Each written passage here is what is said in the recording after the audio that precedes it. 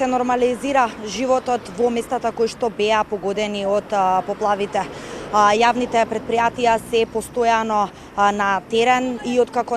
беше исчистен теренот, веќе жителите започнаа со обновување на своите домови. Исто така, како што кажа и ти, се стартува со асфалтирање на улиците, односно обновување и санација на инфраструктурните делови, како што најавија и надлежните. Паралелно пристигнува помош од голем број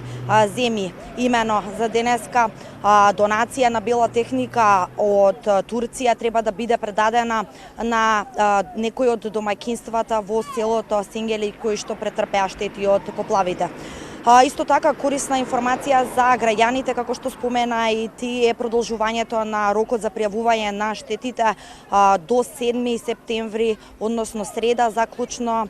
со крајот на работното време, односно 16:30 часот. Значи, владата на Република Македонија донесе ваква одлука на барање на граѓаните, со цел да им се овозможи на сите лица да ги пријават штетите од поплавите, а оние кои што досега го немаат сторено тоа, може да го направат во општините Газибаба, Рачиново, Илинден, Шуто, Оризари, исто како и во Тетово, кој што беше исто, имаше делови од него погодени од поплавите. Дополнително, значи да информирам дека веќе дел од семејствата во местата погодени од поплавите ја зедоа авансираната помош од износ на 30.000 денари и секако сите се надеваат дека ќе го добијат 100% обештетување кое што беше дел од пакетот мерки на владата на Република Македонија со цел да им се